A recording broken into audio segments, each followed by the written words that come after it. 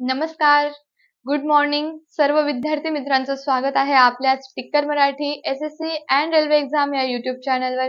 मी नीता गुले पानसरे तुमचं पुन्हा एकदा मनपूर्वक स्वागत करते. आजचं लेक्चर नंबर असणार आहे 47 आणि जसं की आज तुम्हाला समजलंच असणार आहे की PYQ नाही तर आपण घेऊन आलेलो आहोत एक टॉपिक ज्याचं नाव आहे अंतरस्रावी प्रणाली. ठीक आहे. मग ही अंतरस्रावी प्रणाली काय आहे तर आज आपण शिकणार आहोत एंडोक्राइन सिस्टीम. ठीक आहे. एंडोक्राइन सिस्टीम काय असते, मानवाच्या शरीरामध्ये ही कशा पद्धतीचं कार्य करते व तुमच्या येणाऱ्या पेपरमध्ये याच्यावरती काय प्रश्न विचारले जातील ते आज आपण ह्या टॉपिक मधून शिकणार आहोत.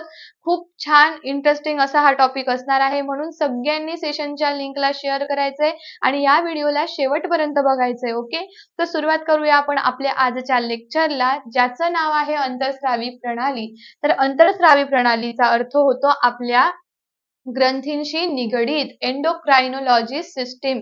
एंडोक्राइन सिस्टीम म्हणजे काय, जे अंतरस्रावी हार्मोन सिक्रेट केले जातात आपल्या शरीरामध्ये ज्याच्याने आपलं दैनंदिन रुटीन सुरू आहे.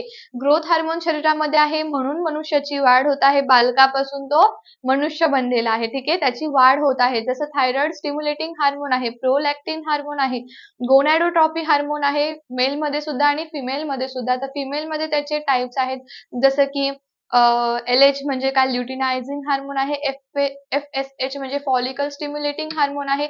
सो हे सगळे जे हार्मोन आहे हे एंडोक्राइनोलॉजी मध्ये येतात म्हणजे एंडोक्राइन प्रणाली अंतरस्रावी प्रणालीमध्ये येणारे हार्मोन आहे आणि ह्याच्यावरती तुम्हाला जास्त लेवलवरती प्रश्न विचारले जातील. सो हे लेक्चर RRB ग्रुप डी त्यानंतर NTPC RPF कॉन्स्टेबल SSC च्या सगळ्या पोस्ट साठी चालणारं लेक्चर असणार आहे. ठीक आहे, जे बघतायत त्यांनी सगळ्यांनी पहिल्यांदा पटकन सेशनला शेअर करा. चला फास्ट मध्ये प्रत्येक एक विद्यार्थ्यांनी 10 विद्यार्थ्यांना सेशन शेअर करायचंय पटापट.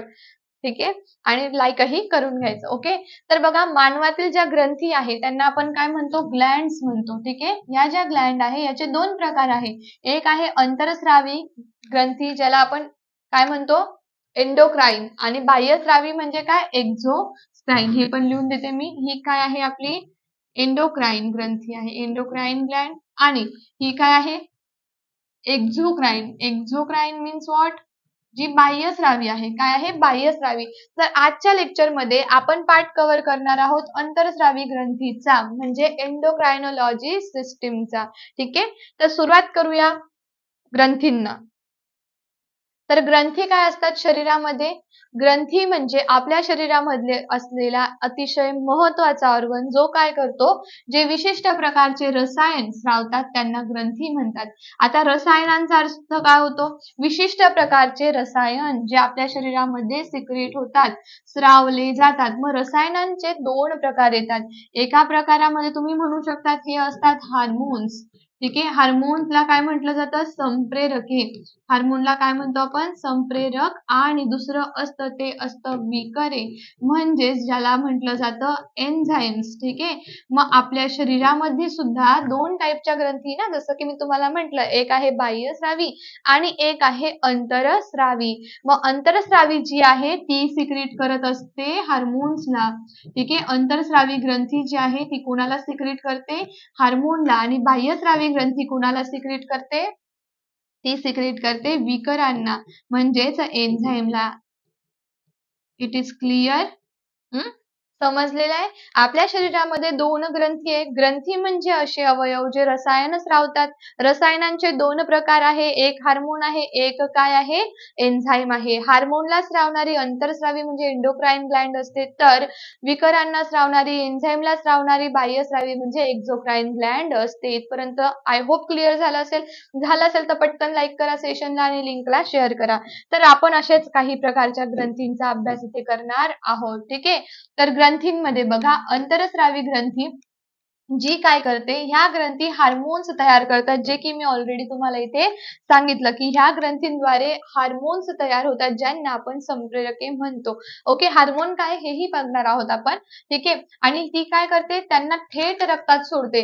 म्हणजे तिने बनवलेलं जे एखादं प्रोडक्ट आहे ती त्याला डायरेक्टच रक्तात सोडत असते.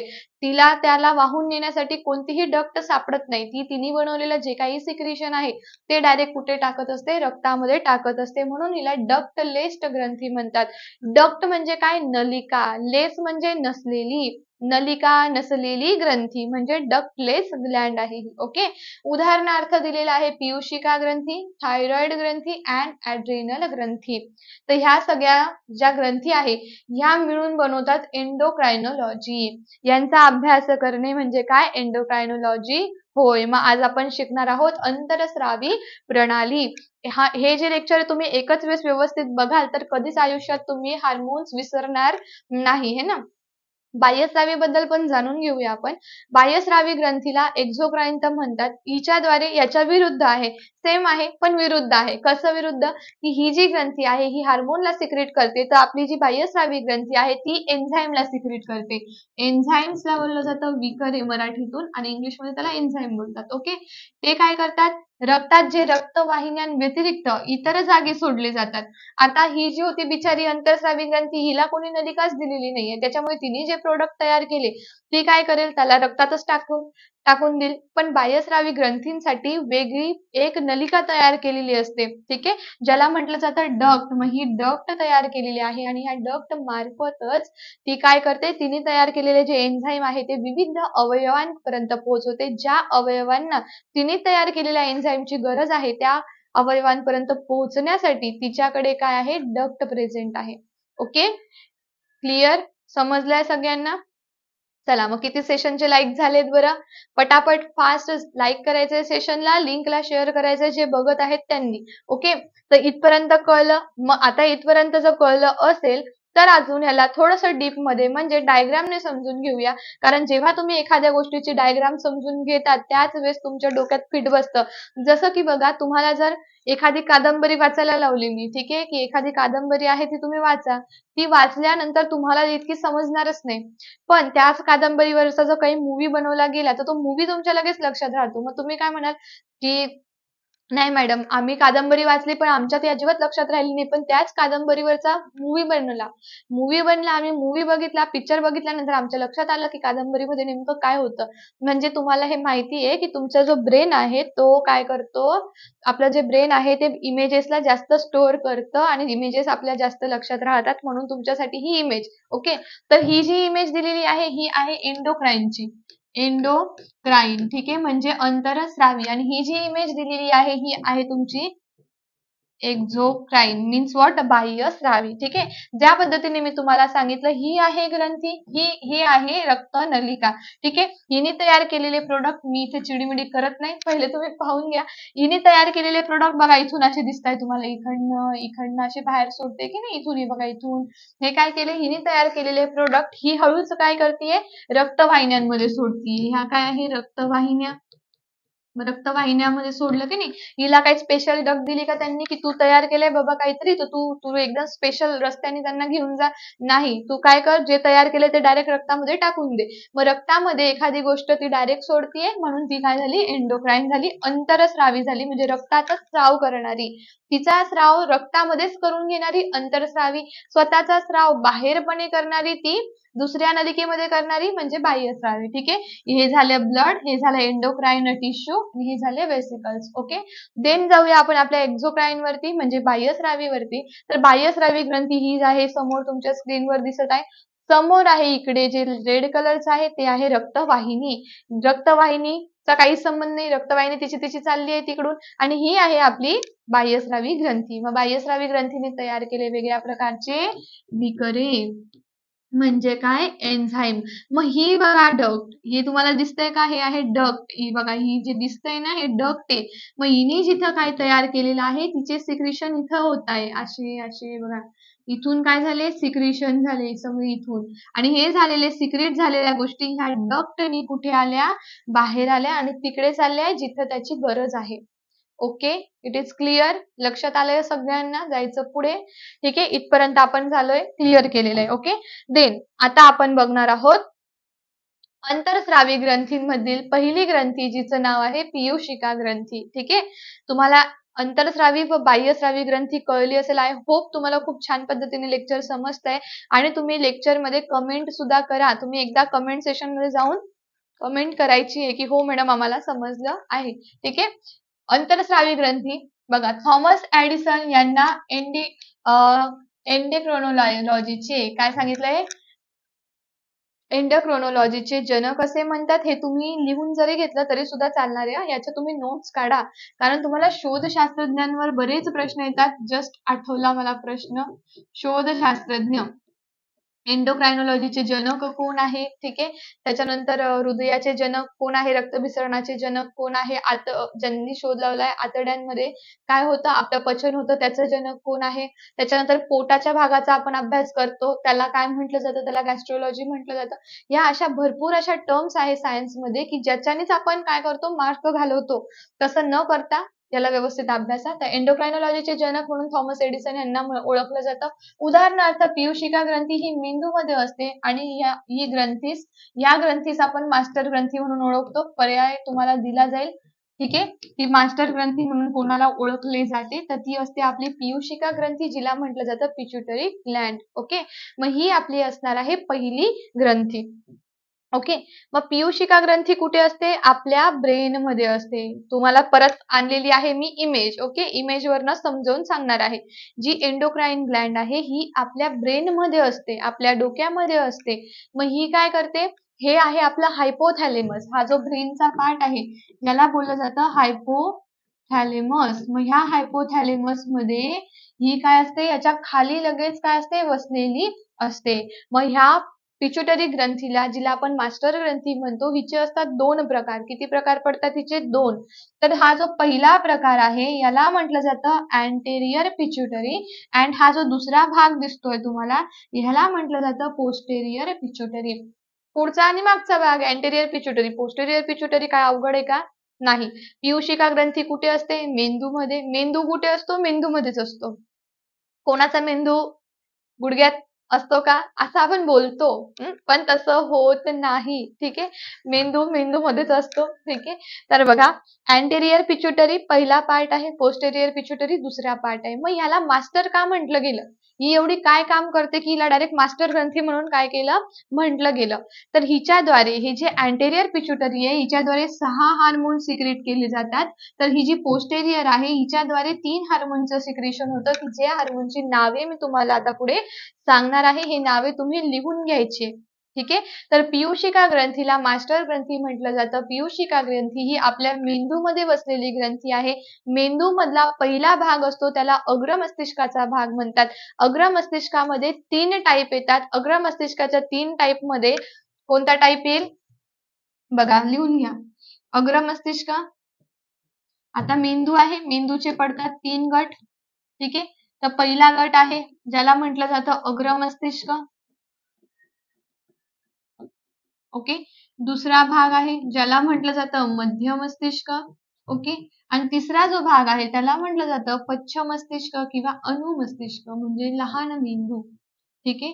किंवा याला काय म्हणतात, लहान मेंदू. ओके, मग आता ह्या अग्र मस्तिष्काचे पुन्हा भाग पडतात. त्याच्यातला पहिला भाग असतो ए भाग, आपण म्हणूया थॅलेमस.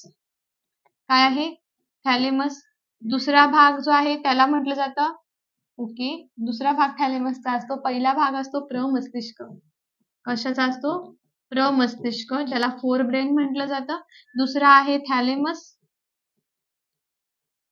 लिहून घ्या माझ्यासोबत. तिसरा आहे हायपोथॅलेमस, ठीक आहे. हायपोथॅलेमसचा जो भाग आहे याच्या खाली वसलेली असते त्या ग्रंथीला म्हटलं जातं पीयूषिका ग्रंथी, ठीक आहे. पीयूषिका ग्रंथी म्हणजे बघितलं की ब्रेन मध्ये किती सिस्टीम आहे. जसं की आपण चेतासंस्थेचा सुद्धा अभ्यास करत आहोत ना, मी तुम्हाला मध्यवर्ती चेतासंस्था शिकवलेला आहे. स्वायत्त चेतासंस्था अँड नंतरची चेतासंस्था असते परिघीय, ते सुद्धा आपण शिकणार आहोत. तर बघा, मेंदूचे टाइप्स आहेत, तर त्याच्यामध्ये सुद्धा मेंदूच्या प्रकारांमधले प्रकार आणि त्याच्या प्रकाराच्या खाली त्याच्यामध्ये असलेली पीयूषिका ग्रंथी हायपोथॅलेमसला लगेच लागून, इथे हायपोथॅलेमस असेल तर हायपोथॅलेमसच्या लगेच लागून ही जी ग्रंथी आहे ही पिट्युटरी ग्रंथी आहे, ठीक आहे. समजलंय सगळ्यांना, लक्षात आलं. म्हणजे या डायग्राम मध्ये जे तुम्हाला दाखवले गेलेलं आहे, ही जे भाग आहे हा कशाचा भाग आहे, तर हा आहे हा हायपोथॅलेमसचा प्रकार भाग आहे. ठीक आहे. मग पीयूषिका ग्रंथीचं कार्य काय? शरीरामध्ये पीयूषिका ग्रंथी काय कार्य करते? तर तिच्या अँटेरियर भागाकडून हार्मोन सिक्रेट होतो, ग्रोथ हार्मोन, जो आपल्याला वाढीस मदत करतो. दुसरा आहे थायरॉइड स्टिम्युलेटिंग हार्मोन, जो थायरॉइडची निर्मिती करतो, थायरॉइड स्टिम्युलेट करतो. कुठे? कंठग्रंथीसाठी, कारण कंठग्रंथीचं कार्य काय? आयोडीनचं शोषण करणं. तुमच्या शरीरामध्ये जे आयोडीनला शोषलं जात आहे हे थायरॉइड ग्रंथीद्वारे. त्यानंतर आहे ACTH हार्मोन. अँटी काय आहे या हार्मोनचं? तुम्ही मला नाव सांगा बरं कमेंट मध्ये, कोणाला येत आहे? ठीक आहे. नंतर आहे प्रोलॅक्टिन और LTH. प्रोलॅक्टिन हार्मोन जो आहे, हा हार्मोन कधी यूज केला जातो? मिल्क प्रोडक्शनसाठी. मिल्क प्रोडक्शन, फिमेल मध्ये मिल्क प्रोडक्शन साठी प्रोलॅक्टिन हार्मोनची निर्मिती केली जाते. नंतर आहे गोनॅडोट्रॉपी हार्मोन, जो मेल फिमेल दोघांमध्येही असतो. गोनॅडोट्रॉपी हार्मोनचे दोन टाईप आहे. एक आहे FSH, ज्याला फॉलिकल स्टिम्युलेटिंग हार्मोन म्हणतात. हा फॉलिकल स्टिम्युलेटिंग हार्मोन जो आहे तो मेन्स्ट्रुअल पिरियडच्या वेळी महिलांमध्ये उपयोगी पडतो, जो फॉलिकलला काय करतो? परिपक्व करायला मदत करतो. जेव्हाही अंडपेशी परिपक्व होतात, मॅच्युअर स्टेजला येतात, तेव्हा या हार्मोनची गरज पडते. नंतर आहे ल्युटिनायझिंग हार्मोन, हा पण कधी? पिरियडच्या वेळीचा हार्मोन आहे. ठीक आहे. नंतर आहे मेलेटोनिन हार्मोन, जो की आपल्या स्किनवरती असतो, आपल्या स्किनचा कलर डिसाइड करणारा हा हार्मोन आहे. ज्याच्यामध्ये डार्क मेलेटोनिनचं सिक्रेशन भरपूर असेल, त्याचा कलर डार्क असेल. ज्यामध्ये मेलेटोनिन सिक्रेशन कमी असेल, त्याचा कलर कसा असतो? ब्राईट असतो, किंवा तुम्ही व्हाईट म्हणू शकतात. ओके. नंतर हे भाग जे झाले हे पोस्टेरियरचे भाग झाले. ठीक आहे. हे झाले पोस्टेरियरचे भाग. नंतर पोस्टेरियर द्वारे होते 6 हार्मोन सिक्रेट झालेले, आणि नंतर आहे अँटेरियर द्वारे 6 हार्मोन सिक्रेट झालेले आहे, आणि पोस्टेरियर द्वारे 3 हार्मोन सिक्रेट झालेले आहे. पहिला आहे ADH, म्हणजे अँटी डाययुरेटिक हार्मोन. ह्याचं काम काय आहे? जेव्हा एक्सेस वॉटर लॉस सुरू आहे तुमच्या शरीरामध्ये, तुम्ही कमी पाणी पिऊन जास्त पाणी तुमच्या शरीरामधून बाहेर जात असेल, तर त्या पाण्याला किडनीच्या नेफ्रॉन मध्ये जाऊन ऍब्झॉर्ब करणं आणि पुन्हा शरीरामध्ये आणण्याचं काम कोणाचं आहे? अँटी डाययुरेटिक हार्मोनचं आहे. आणि ज्यालाच दुसऱ्या वर्ड मध्ये वॅसोप्रेसिन म्हटलं जातं. काय म्हणतात? वॅसोप्रेसिन. ठीक आहे. वॅसो म्हणजे काय? धमनी, म्हणजे रक्तवाहिनी, आणि प्रेसिन म्हणजे दाब. तर रक्तवाहिन्यांना दाब क्रिएट करण्यासाठी सुद्धा कशाचा यूज केला जातो? ह्याच हार्मोनचा, म्हणून याला काय म्हटलं जातं? वॅसोप्रेसिन सुद्धा म्हणतात. नंतर आहे ऑक्सिटोसिन हार्मोन. तर हा ऑक्सिटोसिन जो हार्मोन आहे, हा नॅचरल डिलिव्हरीच्या वेळी स्त्रियांमध्ये युटेरसचं कॉन्ट्रॅक्शन करायला सुद्धा हेल्प करत असतो. ठीक आहे. त्यानंतर आहे कोहोरीन हार्मोन, जो स्ट्रेसच्या वेळी आपल्यामध्ये सिक्रेट होतो, है ना. तर हे जे 3 हार्मोन आहे हे पोस्टेरियर पिट्युटरीचे हार्मोन आहे. तर हे जे 6 हार्मोन आहे हे अँटेरियर पिट्युटरीचे हार्मोन येतात, आणि म्हणूनच आपल्या शरीरामध्ये सगळ्या क्रियांना कंट्रोल करण्यासाठी आपली जी पीयूषिका ग्रंथी आहे हिचेच कार्य आहे, म्हणून हिला काय म्हटलं गेलं? हिला मास्टर ग्रंथी म्हटलं गेलं. काय म्हटलं गेलं? हिला मास्टर ग्रंथी असं म्हटलं गेलं. ठीक आहे. समजतंय सगळ्यांना व्यवस्थित? आय होप तुम्हाला खूप छान पद्धतीने लेक्चर समजलं असेल, है ना. जसं अंतःस्रावी ग्रंथी मधली पीयूषिका ग्रंथी आज आपण इथे बघितली. त्याच्यानंतर कंठग्रंथी जी आहे, तर कंठग्रंथीद्वारे काय केलं जातं? आयोडीनचं शोषण केलं जातं. काय केलं जातं? आयोडीनचं शोषण केलं जातं. ठीक आहे. थायरॉइड ग्रंथी तीच दिली, आणि पॅराथायरॉइड सुद्धा. ओके. तर ह्या सगळ्या जे अंतःस्रावी ग्रंथी एकत्र आल्यानंतर एक प्रणाली तयार करतात, ज्यांना काय म्हटलं जातं? अंतःस्रावी प्रणाली. काय म्हटलं जातं ज्यांना?